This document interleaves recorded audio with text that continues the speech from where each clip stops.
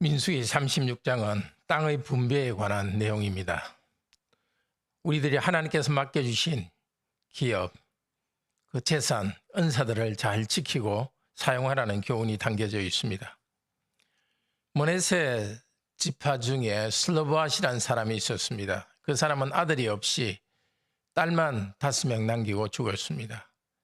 미혼의 딸 5명은 27장에 보면은 모세에게 나와서 간청했습니다. 자기들에게도 땅을 달라고. 그때는 남자들에게만 땅을 나눠주고 있었는데 자기들에게도 그 아버지의 땅을 분배해 달라고 간청했습니다. 나중에 땅을 분배할 때 자기들도 끼워 달라는 것입니다. 하나님께서는 허락해 주었습니다. 미혼 딸들에게도 아버지의 기업을 물려받도록 정해 주었습니다. 오늘 다시 36장에서는 므낫세 지파의 어른들이 모세와 또 당시 지도자들에게 나와서 말했습니다. 아버지의 땅을 받은 이 딸들 5명이 만약에 다른 지파에 시집을 간다 칩시다. 그러면은 그 땅도 그들과 함께 다른 지파로 넘어가 버립니다.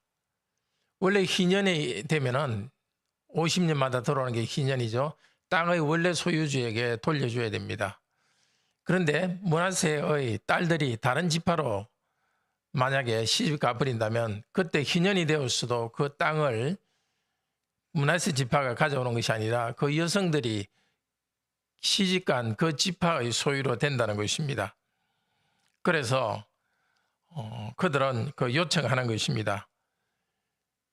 여자가 처녀가로서 자기 기업을 가진 사람은 다른 데 시집 가서 가버리면은 땅을 갖다 잃어버리기 때문에 이 딸들은 다른 데 시집 가지 말고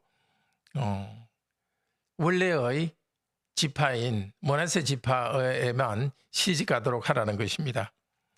그런데 므낫세 지파의 족장의 관심은 물질적 이익 때문이 아닙니다. 제비 뽑은 기업, 즉 하나님께서 우리 지파에 주신 기업을 잘 지켜야 된다는 것입니다. 청지기로서 소명을 다해야 된다는 생각 때문에 이 요청을 했습니다. 우리도 하나님께서 주신 가정과 직장, 교회의 복을 빼앗기지 말고 잘 지키는 것이 중요합니다. 모세가 여호와의 답변을 그 므낫세 지파 지도자들에게 전해줍니다. 요셉 자손의 지파의 말이 옳다. 이 므낫세는 그 요셉의 아들이니까 요셉 지파라고 말하기도 합니다. 아버지가 가진 기업을 상속한 여인들은 같은 지파 안에서만 결혼해야 된다. 땅이 이 지파에서 저 지파로 옮겨지지 않고 각자의 자기 조상의 지파에 머물러 있어야 된다고. 그리고 각 그 자손은 자기 조상 지파의 땅을 기업을 지킬 것이니다 라고 말했습니다. 이 7절 9절에 지켜야 된다는 말이 나오는데 지킨다는 것은 창세기 2장 24절에서 남자가 아내가 합하여서 한 몸이 된다는 합하여라는 데 쓴 말입니다. 하나님께서 각 지파에 나눠준 땅은 그 땅은 각 지파와 합하여 연합되어서 계속 후손으로 유산으로 물려줘야 된다는 것입니다. 이 결정에 따라서 슬로보아스의 딸들은 자기 지파 내의 사람들과 결혼을 했고 그 땅을 므낫세 지파가 지킬 수 있었습니다.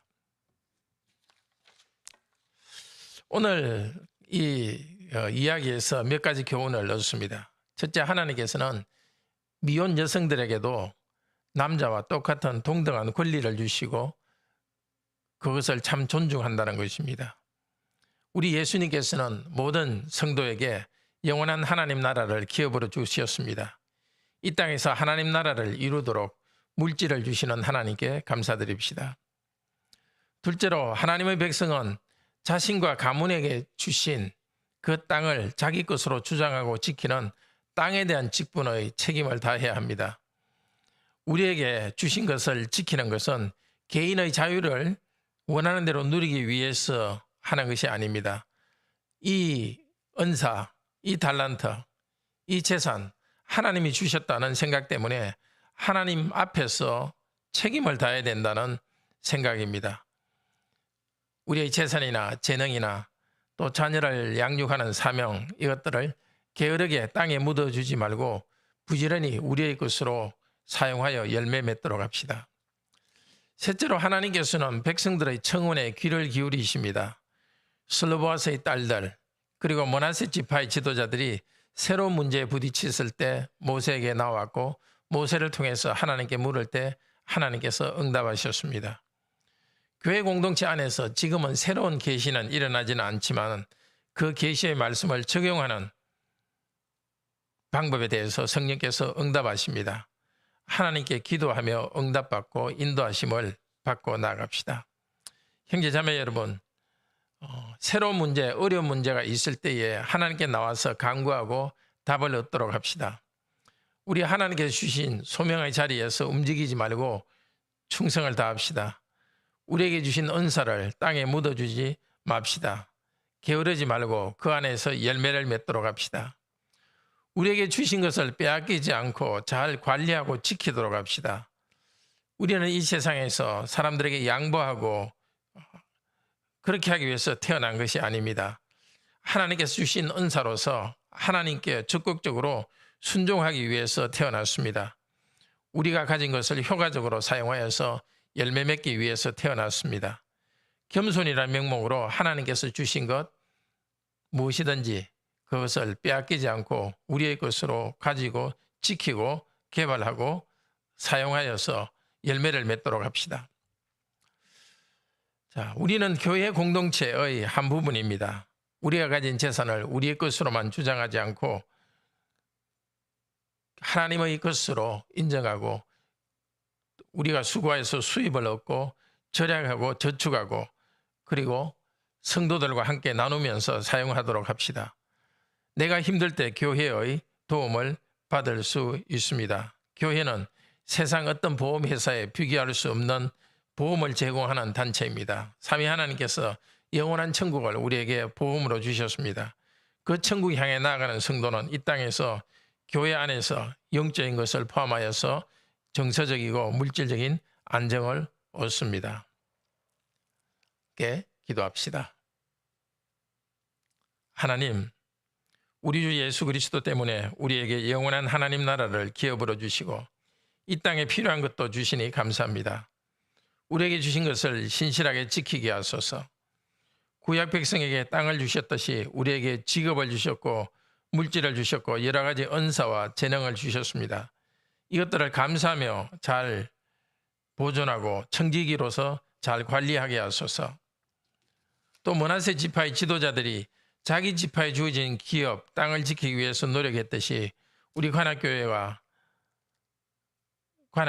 성도들에게 잘 지도하여서 받은 은사를 묻어두지 않고 잘 사용하도록 돕게 하소서. 각자 가진 은사로서 교회와 성도를 섬기게 도우소서. 오늘도 새롭게 하나님께 충성할 날을 주신 것 감사합니다. 하나님을 영화롭게 하고 즐거워하고 주신 모든 것에 감사하는 하루가 되기 원합니다.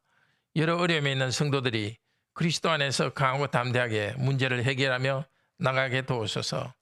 환난 가운데 인내하며 연단되어서 그리스도의 형상으로 변화되는 하루가 되게 하소서. 주 예수 그리스도의 이름으로 기도드립니다. 아멘. 은혜로운 기도 시간 되기를 축복합니다.